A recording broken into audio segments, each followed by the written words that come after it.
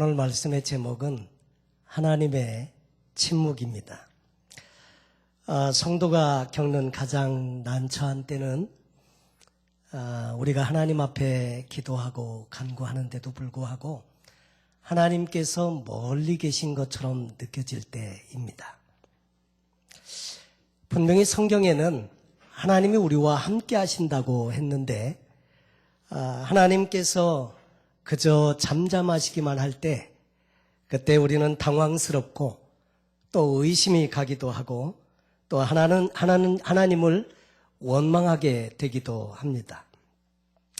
성경에서 의인으로 소개되는 이 욥의 경우도 자기가 어려운 일을 당하고 힘든 일을 당하는데 정말로 그야말로 말로 형언할 수 없을 만큼 어려운 곤란한 일들을 겪게 되는데 문제는 이유를 모른다는 것입니다. 그럴 때 너무 답답해서 이 욥이 하나님 앞에 하소연하는 내용이 욥기서의 23장에 나와 있습니다. 그런데 내가 앞으로 가도 그가 아니 계시고 뒤로 가도 보이지 아니하며 그가 왼편에서 일하시나 내가 만날 수 없고 그가 오른편으로 돌이키시나 배울 수 없구나. 그러면서 하나님께서 어디 계시는지 또 만날 수도 없고 또 어떻게 찾아볼 수도 없는 그런 답답한 마음을 토로하고 있습니다. 우리의 삶에도 가끔 그런 경험들이 종종 있습니다. 하나님이 나를 사랑하신다는데 그 하나님이 정말 나를 사랑하시는 건 맞나? 하나님이 지금도 나의 삶을 이끌고 계시나? 하나님이 내 삶에 과연 관심이 있으신가? 이런 의구심을 가질 때가 종종 있습니다. 백혈병을 앓는 어떤 딸에 대한 이야기를 어느 분이 써놓은 글을 읽어보았습니다. 딸이 아빠에게 이렇게 묻습니다. 아빠, 언제 내 통증이 없어져?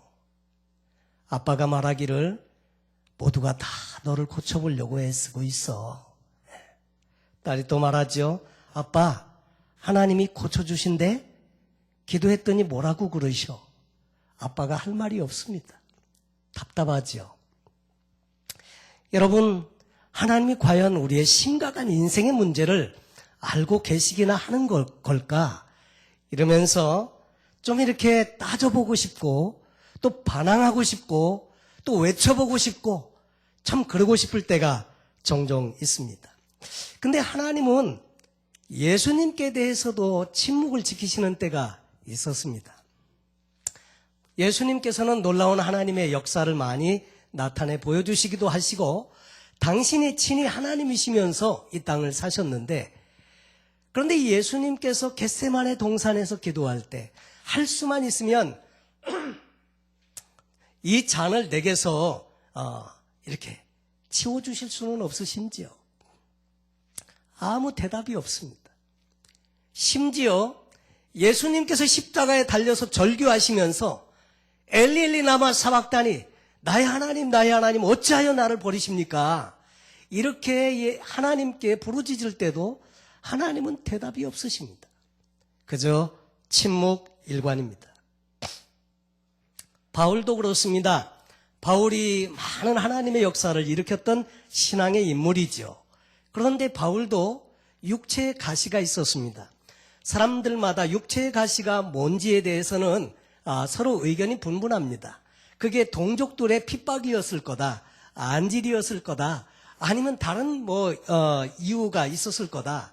그런데 제가 가만히 보면 안질이지 않았을까 이런 생각이 드는 것은 너희가 너희 눈이라도 빼어 내게 주었으리라 이런 내용을 보면 안질 때문에 많이 고생하지 않았나 생각이 되어집니다. 어쨌든 이 바울이 하나님께 기도했는데 육체의 가시를 좀 없애달라고 심각하게 3번이나 하나님께 기도했는데 하나님께서 기껏 주신다는 음성이 내 은혜가 내게 족하다라는 말씀이었습니다. 여러분, 아브라함의 경우도 그렇습니다.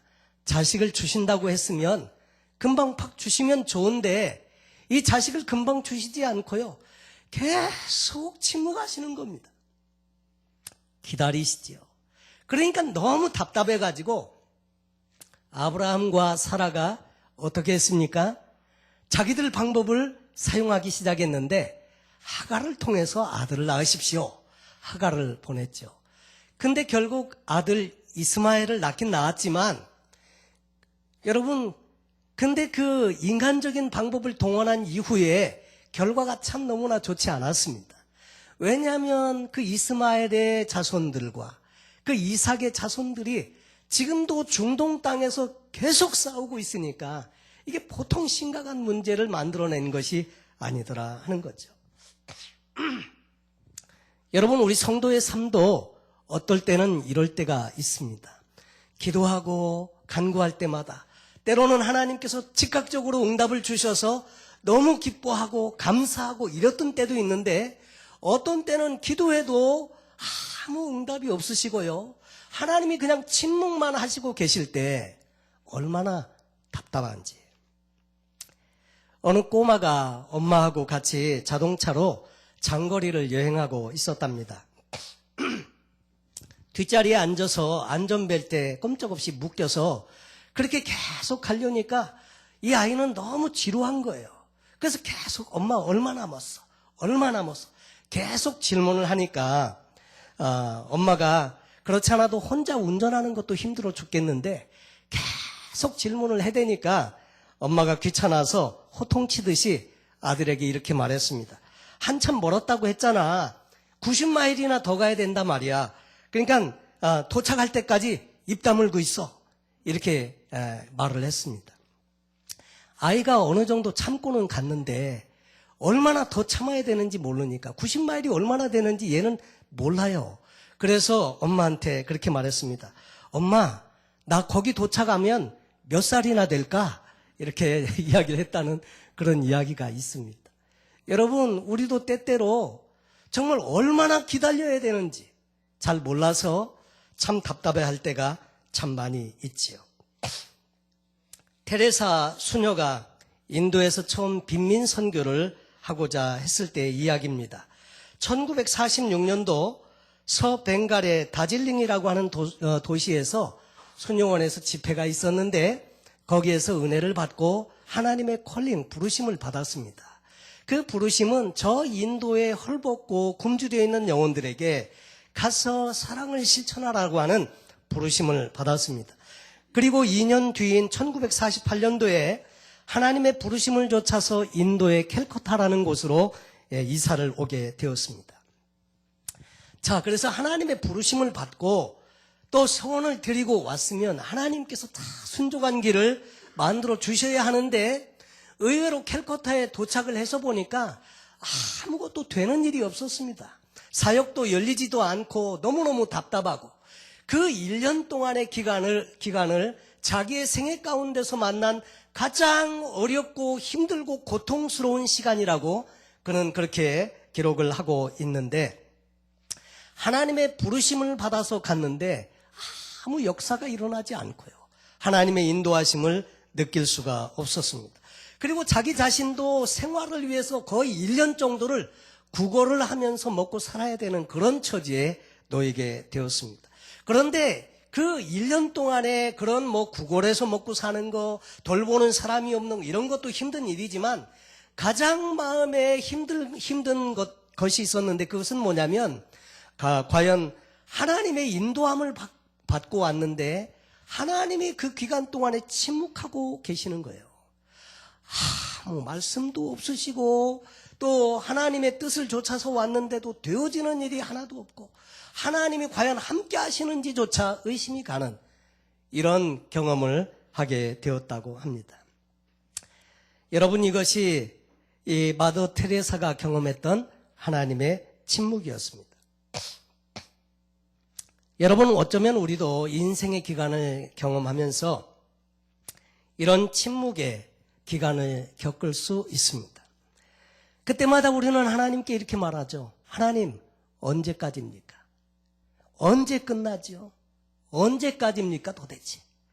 성경에도 보니까 시편 83편에 아삽이라고 하는 사람이 이렇게 말하고 있습니다. 하나님이여 침묵치 마소서. 하나님이여 잠잠치 말고 고요치 마소서. 또 다윗도 시편에 이렇게 기록하고 있습니다. 여호와여 어느 때까지니까 나를 영영히 잊으시나이까 주의 얼굴을 나에게서 언제까지 숨기시겠나이까. 언제까지입니까? 언제까지 가야 하나님의 침묵이 끝이 나겠습니까? 이렇게 질문을 하는 것입니다. 여러분, 그렇다면 하나님의 이 침묵의 의미는 무엇이고 또 이 침묵은, 하나님의 침묵은 왜 하나님은 침묵을 하셔야 하는지, 그리고 이 침묵, 하나님이 침묵하실 때 그럼 우리는 어떻게 해야 하는지 오늘 말씀을 통해서 은혜를 나누고 싶습니다. 첫째로 하나님의 침묵의 의미는 뭔가? 저희 교회 동영상에 추천 동영상으로 김경옥 교수님이라고 하는 분의 소통형 인간이라고 하는 동영상이 추천되어져 있습니다. 이분은 재미있게 강의를 하는 그런 분이신데 어느 날 이분이 우울증이 왔습니다. 자기는 사람들 앞에서 재미있게 강의도 하고 웃기고 다 하는데 정작 자기는 우울증이 와가지고 너무 괴로운 거예요. 1년 동안을 웃음을 잃은 채 그렇게 지내고 있다가 어느 수도하시고 계시는 신부님, 나이가 90세가 넘는 신부님을 만나게 되었다고 합니다. 그 신부님을 찾아가게 되었는데 신부님이 자기에게 묻더라는 거죠. 문제가 뭐야? 제가 우울증이 왔습니다. 그랬더니 그 신부님이 하는 말씀이 침묵을 배워! 그러더라는 거예요. 저는 강사거든요. 남을 웃기면서 이야기를 해야 되는 강사인데 침묵하면 어떡합니까? 그랬더니 그 수사님이 하시는 말씀이 요즘 알량한 것들이 말의 힘은 지식과 침묵에서 오는 것인데 침묵을 모른다고 핀잔을 주면서 침묵을 배워! 그래서 침묵이라는 것을 통해서 본인이 하나님을 경험한 이야기를 이야기해 주고 있습니다. 여러분, 뭐가 침묵입니까? 인생의 문제에서 내 뜻대로 안 풀리는 게 침묵입니다. 내가 응답을 경험을 해야 되는데 응답이 오지 아니하고 내가 바라는 일들, 내가 원하는 일이 내 뜻대로 안 풀리고 꼬일 때, 이런 게 침묵이라는 거죠. 여러분, 하나님의 침묵은 한편으로 하나님의 사람들에게 신앙의 큰 딜레마를 가져다 줍니다. 왜 그러느냐면 우리가 믿는 하나님은 우주 만물을 창조하신 전능하신 하나님이라고 말씀하고 있고요. 우리가 믿는 하나님은 우리를 사랑하시는 하나님이라고 말씀하고 계십니다. 여러분도 우리를 사랑하시는 하나님을 믿으시죠? 우리를 사랑하시는 하나님이라고 우리는 믿고 있고 우리를 위한 선한 계획이 있다고 하는 것을 우리는 믿고 있는데, 그런데 왜 하나님은 침묵하시냐 이거예요. 우리를 사랑하시면 침묵하시지 마셔야 될 텐데 왜 계속 침묵하시고 계시고 외면하시고 계시고 왜 못 들은 척 하시고 계시고 왜 그러냐 이거죠. 그래서 신앙의 딜레마가 오게 되기도 합니다. 그래서 어떤 경우는 심해지면 하나님을 원망하고 불평하고 신앙이 종교적인 신앙으로 그냥 떨어져 버릴 수도 있다는 거죠. 여러분, 우리가 하나님의 사랑과 하나님의 침묵이 어떻게 공존할 수 있을까? 대체 하나님은 어떻게 침묵을 통해서 일하시고 역사하신다는 말인가? 우리는 참 답답해합니다. 여러분, 오죽 답답하면 모세도 하나님께 그렇게 말씀을 드렸습니다. 하나님 좀 얼굴이나 좀 봅시다. 하나님께서 하시는 말씀, 너 나 보면 죽어. 그러니까 뒷모습 보여줄게. 그리고 뒷모습만 보여줬습니다. 여러분, 하나님은 보이시는 하나님이시고 만질 수 있는 하나님이면 찾아가서 이야기라도 좀 하고 따져도 보고 물어도 볼 텐데 그럴 수 없지 않습니까? 하나님이 정말 만질 수 있는 하나님이시면 야곱처럼 차라리 가서 밤새 씨름을 하든지 어떻게 해보든지 이렇게 해볼 텐데 그렇게 할 수 없지 않습니까? 예수님의 제자들도 예수님이 자꾸 아버지 얘기를 하시니까 답답해서 이렇게 말했습니다. 그러면 선생님, 아버지를 우리에게 보여주십시오. 그랬더니 예수님께서 이렇게 말씀하셨습니다. 나를 본 자는 아버지를 보았거늘 어찌하여 아버지를 보여달라 하느냐. 여러분, 근데 우리의 문제는 뭐냐면 제자들은 그래도 예수님이라도 봤고 예수님의 음성을 통해서 아버지에 대해서 소개를 들었지만 저와 여러분은 예수님도 못 봤다 이거죠. 그러니까 이 하나님을 만나서 따지는 거 쉽지 않습니다. 그게 답답하죠. 여러분, 근데 성경을 보면 모든 믿음의 사람들에게는 하나님의 침묵의 과정들이 있었다는 것을 우리가 보게 됩니다. 그래서 두 번째로 하나님은 왜 침묵을 하시는가? 첫째로 우리가 하나님께로부터 너무 멀리 떨어져 있을 때 하나님은 우리에게 말씀을 하시지만 우리가 못 들을 수가 있습니다. 이스라엘 백성들의 역사를 보면 죄 가운데 빠져서 하나님으로부터 멀리 떠나버리게 되면 하나님이 그때는 침묵하십니다. 그래서 하나님이 침묵하시니까 답답하고, 그래서 예수님이 오시기 전 400년 동안은 암흑기라고 말하죠. 선지자도 없었습니다. 하나님의 말씀을 대언해주는 사람도 없었습니다. 그리고 하나님께서 어떤 때에 침묵하시느냐? 두 번째로 하나님의 사람들을 훈련하실 때 침묵하십니다. 하나님의 사람들을 하나님의 사람으로 훈련하고자 할 때 때로는 하나님은 이 침묵의 기간을 통해서 하나님의 사람들을 훈련하십니다. 여러분, 바울의 경우도 하나님의 침묵을 경험했던 사람입니다. 현대교회에서 그 고난과 역경과 훈련의 의미를 과소평가하는 경향이 많이 있습니다. 여러분, 우리는 축복에 대한 이야기를 많이 듣게 되고 좋아하지만 성경에는 고난에 대한 부분, 역경과 훈련에 대한 부분도 있다는 것을 분명히 기억할 필요가 있습니다. 여러분, 하나님은 우리를 더 고상한 신앙의 단계로 인도하시고자 할 때 우리에게 훈련의 과정을 통해서 우리를 연단케 하시고 또 훈련케 하셔서 성숙하게 하셔서 하나님의 사람으로 영화롭게 하셔서 사용하시길 원하시는 이런 부분들이 있다고 하는 것입니다. 그런데 많은 경우 우리는 이 고난을 원하지 않습니다. 왜냐하면 힘드니까요. 하나님의 침묵을 원하는 게 아닙니다. 즉각적인 응답을 원하지. 그런데 여러분, 믿음의 사람들은 언제 진정한 훈련과 또 준비가 되느냐면 고난을 통과할 때 하나님께서 침묵하시는 기간을 통해서 하나님의 사람들은 준비되게 된다고 하는 것입니다. 그 기간을 통해서 우리는 기다리는 법도 배우고 하나님의 음성을 들을 수 있는 귀도 갖게 되고 또 우리의 자신의 삶도 성찰하면서 우리가 하나님 앞에 쓰임받을 만한 사람으로 준비되어져 간다는 것입니다. 광야에서의 훈련 기간은 여러분, 하나님의 원하시는 수준에 우리가 도달할 때 그때 비로소 끝이 난다고 하는 것입니다. 그래서 이 훈련의 과정을 잘 인내로서 잘 견디어 나갈 때 우리는 훈련을 통해서 더 멋진, 더 하나님께서 원하시는 아름다운 성숙한 신앙의 사람이 될 수 있습니다. 여러분, 성경에는 이렇게 말씀하십니다. 너희를 위하여 자신의 아들을 아낌없이 내어주신 하나님이 너에게 모든 좋은 것을 선물로 주시지 않겠느냐. 여러분, 하나님께서는 좋은 선물을 주시려고 예비하고 계시는데 그런 모든 과정들이 우리에게 반드시 필요함을 말씀해 주십니다. 세 번째로, 하나님은 왜 우리에게 침묵하시는가?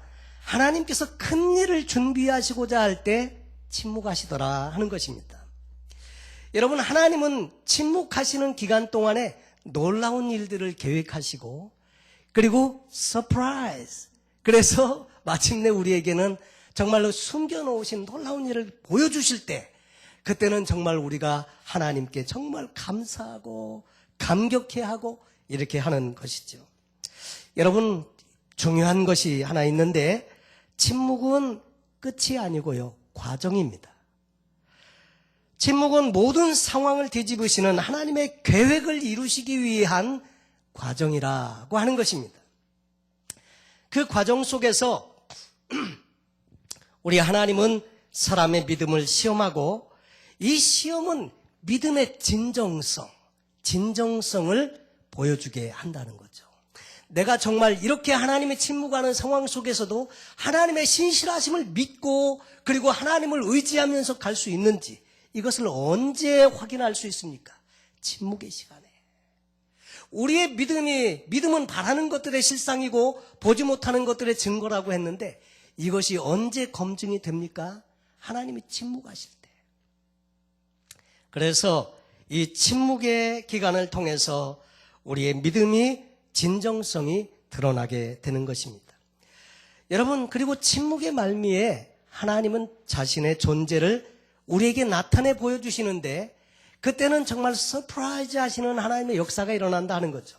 독생자 예수 그리스도께서 그 겟세마네에서 그렇게 부르짖으며 땀방울이 변해서 핏방울이 될 만큼 기도할 때에도 외면하셨던 하나님, 십자가에 달려서 철저하게 처절하게 부르짖는데도 철저하게 외면하셨던 이 하나님의 침묵이 예수님께서 죽은 지 사흘 지나셔서 부활하실 때, 그때 놀라운 하나님의 영적인 반전이 있었던 것을 우리가 기억하게 됩니다. 여러분, 하나님의 영광스러운 그 역사가 드러나게 될 때, 그때는 모든 상황이 역전되는 것입니다. 우리의 생애 가운데도 정말로 그것 때문에 힘들었고 고통스러웠고 고난이었고 역경이었고 했는데, 언젠가 하나님께서 이것들을 하나님께서 반전시켜 주실 때, 그때 우리에게 기쁨이 넘치게 되고 더 믿음이 풍성해지게 되고 하나님의 역사로 인해서 감사함을 주님께 드릴 수밖에 없는 것입니다. 나사로가 병들었다고 하는 말씀을 들었습니다. 예수님께서 능히 고칠 수 있는 능력이 있음을 알고 마리아와 마르다가 예수님을 초청했는데 예수님은 안 가십니다. 이틀이나 머물러 계시면서 나사로가 죽었다고 하는 말을 듣고서야 그제서야 움직이십니다. 아니, 진작에 가셔서 고쳐주시면 얼마나 좋아요. 근데 왜 예수님은 안 가시냐는 거예요. 그래서 사람들은 절망하고요, 그 마리아와 마르다도 너무 비통해하지 않습니까? 예수님도 무덤 앞에 가서 우시지 않습니까? 그런데 예수님께서 그 무덤에 돌을 옮겨놓게 하시고 그리고 말씀하시죠. 나사로야, 나오너라. 여러분, 그 음성이 들려질 때 죽은 지 나흘이나 되는 나사로가 살아서 나오지 않습니까? 하나님께서 놀라운 반전을 우리에게 주실 때는 절망과 고통과 시련과 역경과 이 모든 것들이 하루아침에 다 바뀌어져서 감사의 제목이 될 수 있는 것입니다. 여러분, 하나님은 이런 은혜를 우리에게 주시기 위해서 하나님의 사람들이 이 훈련의 과정을 거치게 하시고 이런 은혜를 주시게 하시기 위해서 때때로 하나님은 침묵하시는 때가 있습니다. 여러분, 그러면 하나님이 때때로 침묵하실 때 그럼 우리는 어떻게 해야 하나? 어떻게 해야 합니까? 하나님의 신실하심을 믿고 인내해야 합니다. 오늘 성경 본문에 로마서 8장 28절에 이렇게 말씀합니다. 우리가 알거니와 하나님을 사랑하는 자 곧 그 뜻대로 부심을 입은 자들에게는 모든 것이 합력해서 선을 이루느니라. 아멘이십니까? 하나님을 사랑하는 자 곧 그 뜻대로 부르심을 입은 자들에게는, 다시 말해서 저와 여러분 모두 하나님을 사랑하고 하나님의 뜻대로 부르심을 입지 않았습니까? 그 부르심을 입은 자들에게는 모든 일이 합력해서 선을 이룬다는 거예요. 모든 일 속에는 우리가 당하는 안 풀리는 인생의 문제, 내가 괴로워하고 있는, 지금도 씨름하고 있는 인생의 문제, 건강의 문제, 자녀의 문제, 이런 모든 문제, 이런 것들이 다 나중에 가서 보니까 합력해서 선을 이루게 되더라 하는 것입니다.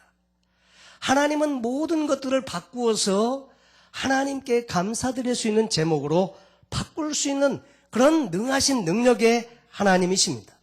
그리고 그 하나님께서는 우리 홀로 있게 버려두지 아니하시고, 우리가 때로는 어떻게 기도해야 될지, 때로는 기도조차 나오지 않을 때 성령님을 통해서 기도하게 하신다는 거죠. 그래서 로마서 8장 27절에 보니까 우리가 너무 약하고 지쳐서 무엇을 기도할지 모를 때에도 성령님은 말할 수 없는 탄식으로 우리를 위해서 대신 하나님 앞에 기도하시고 계신다고 말씀하고 있습니다. 하나님의 사랑과 선하심을 굳게 믿으셔야 합니다. 로마서 8장 35절로 36절에 누가 우리를 그리스도의 사랑에서 끊으리요? 환난이나 곤고나 핍박이나 기근이나 위험이나 가리랴. 기록된 바 우리가 종일 주를 위하여 죽임을 당케 되며 도살할 양같이 여김을 받았나이다 함과 같으니라. 여러분, 사도 바울은 본문 38절에서 이렇게 시작합니다. 내가 확신하노니. 여러분, 우리 신앙생활을 하면서 분명한 믿음의 확신을 가지고 사는 것이 대단히 필요합니다. 확신이 있고 살면 자신이 있고요, 두려움이 없고요, 담대해집니다. 근데 사도 바울은 내가 확신하노니 뭘 확신한다는 것입니까? 오늘 성경에 보니까 내가 확신하노니 사망이나 능력이나 천사들이나 권세자들이나 현재일이나 장래일이나 능력이나 높음이나 깊음이나 다른 아무 피조물이라도 우리를 우리 주 그리스도 예수 안에 있는 하나님의 사랑에서 끊을 수 없으리라. 여러분, 하나님의 사랑에서 우리를 끊을 수 있는 것은 아무것도 없다고 말씀하고 계십니다. 때때로 하나님께서 침묵하시고 계시고 아무 응답이 없는 것 같아 보여도 여러분, 그렇지 않다는 것입니다. 하나님의 사랑은 언제나 우리에게 관심이 있으시고 우리를 사랑하시는 하나님의 사랑에는 결코 변함이 없다는 것을 말씀해 주시고 계시는 것입니다. 이 확신을 가지고 살아야 한다는 거죠. 오늘 성경에 보면 한 3가지 우리가 확신을 가지고 살아가야 될 것에 대해서 말씀하시는데, 첫째, 우리의 삶에 필요한 모든 것을 선물로 주신다는, 다시 말해서 기도응답의 확신입니다. 여러분, 기도해도 응답되지 않는 것 같아서 포기하고 싶고 절망하고 낙심하고 좌절할 때 있지만 그렇게 하지 말라는 것입니다. 32절에 보니까 자기 아들을 아끼지 아니하시고 우리 모든 사람을 위하여 내어주시니가 어찌 그 아들과 함께 모든 것을 우리에게 은사로 주시지 아니하시겠느냐. 은사가 무엇입니까? 은사는 선물입니다. 선물로 주시지 않겠느냐. 저와 여러분이 기도하는 모든 기도에 하나님께서 응답해 주신다는 거, 이 확신을 가지고 사시길 바랍니다. 두 번째, 사제의 확신입니다. 아무도 우리를 정죄하지 못한다고 말씀하시는데 33절, 34절에 누가 능히 하나님의 택하신 자들을 송사하리요? 의롭다 하신 이는 하나님이시니 누가 정죄하리요? 죽으실 뿐 아니라 다시 살아나신 이는 그리스도 예수시니 그는 하나님 우편에 계신 자요 우리를 위하여 간구하시는 자시니라. 여러분, 아무도 우리를 정죄할 수 없는 이유는 예수 그리스도 그분께서 우리의 모든 죄를 담당하시고 십자가에 죽으시고 사하시고 그런 믿음으로 말미암아 우리는 하나님의 의로운 자녀가 되었다는 것입니다. 때때로 하나님이 침묵하실 때라도 여러분 꼭 기억하실 것은 저와 여러분은 하나님의 자녀라는 사실입니다. 하나님의 아들이고 하나님의 딸이고 그렇습니다. 그래서 이 확신을 분명하게 가지고 사시라는 것입니다. 세 번째로, 우리로 모든 일에 넉넉히 이기게 하신다는 이 확신, 다시 말해서 승리의 확신을 가지고 사시라는 것입니다. 37절에 그러나 이 모든 일에 우리를 사랑하시는 이로 말미암아 우리가 넉넉히 이기느니라. 오늘 이 성경 본문의 배경이 되는 그 당시에는 초대교회 성도들이 예수님을 믿는다는 것 때문에 생명의 위협을 느끼는 많은 시기가 있었습니다. 그래서 도살할 양같이 여김을 받았나이다 함과 같으니라. 그러나 우리를 사랑하시는 그 하나님의 사랑이 우리에게 있고 오늘 말씀에 있는 것처럼 이 모든 일에 우리를 사랑하시는 이로 말미암아 우리가 넉넉히 이기느니라. 여러분, 승리의 확신입니다. 이 하나님이 함께 계시면 능히 승리케 하실 줄로 믿습니다. 그냥 겨우 간신히 이기는 게 아닙니다. 성경은 뭐라고 말씀하시느냐면 넉넉히 이기느니라. 이 확신을 가지시고 담대하게 사시기 바랍니다. 여러분, 때때로 우리의 인생에 힘들고 어려운 일들이 많이 있을 수 있습니다. 기도해도 응답도 없는 것 같고 벌써 해가 바뀌었는데도 인생의 문제가 해결되지 아니하고 계속 그 문제 가지고 씨름하고 있고, 그래서 하나님의 은혜를 구해보지만 하나님께서 특별한 앤서가 없으시고 여전히 침묵하실 때 우리는 답답할 수 있거든요. 그런데 여러분, 하나님은 왜 침묵하시나?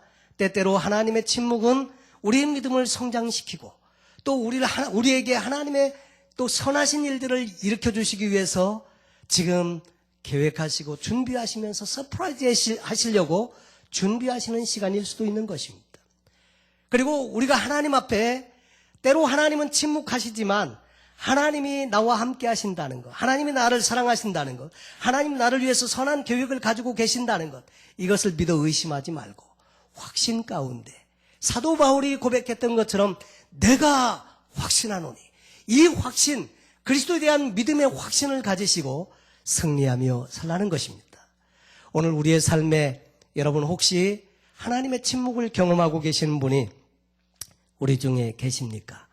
여러분 실망하지 마시고 오늘 말씀을 통해서 힘을 얻으시고 모쪼록 인내하시고 하나님의 함께 하시는 일들을 경험해서 하나님과 사람 앞에 큰 간증자로 쓰임받는 복된 저와 여러분 되시길 예수님의 이름으로 축원합니다. 기도하겠습니다.